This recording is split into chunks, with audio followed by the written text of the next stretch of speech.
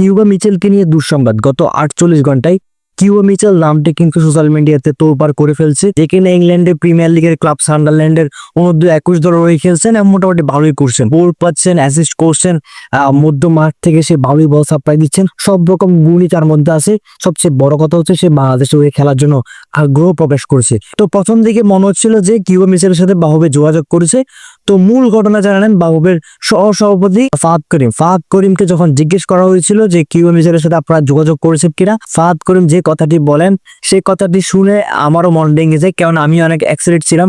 আমি কিউবা মিচেলকে নিয়েও ভিডিও বানিয়েছি। তো ফাহাদ করিম বলেন যে কিউবা মিচেলের নাম আমি দেখেছি সোশ্যাল মিডিয়াতে, আপনারা যেমন দেখছেন আমরাও তেমন দেখছি, আমিও দেখেছি। এখনো পর্যন্ত বাহুবের সাথে কোনো প্রকার যোগাযোগ করা হয়নি এবং বাহুবের থেকেও কোনো প্রকার যোগাযোগ করা হয়নি। ফাহাদ করিমের মধ্যে যে যোগাযোগের মাধ্যম রয়েছে এখনো কিউবা মিচেলের সাথে ওই যোগাযোগ মাধ্যমটা উঠে আসেনি এবং তারা যোগাযোগ করতে পারেনি। তো বাহুবের এই একটাই সমস্যা, কোনো প্লেয়ারের খোঁজ পেলে তারা আগ্রহ দেখিয়ে যোগাযোগ করে না।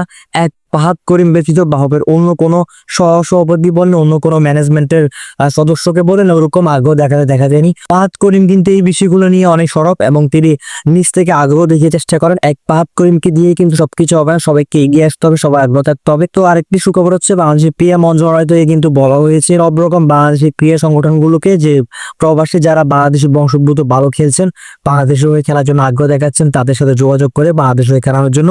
তো এক্ষেত্রে বাহুবের উচিত কিউবা মিচেলের মধ্যে এরকম ভালো ভালো প্লেয়ার যারা আছে তাদেরকে বাংলাদেশে নিয়ে আসা এবং বাংলাদেশের হয়ে প্রতিনিধিত্ব করার সুযোগ দেওয়া।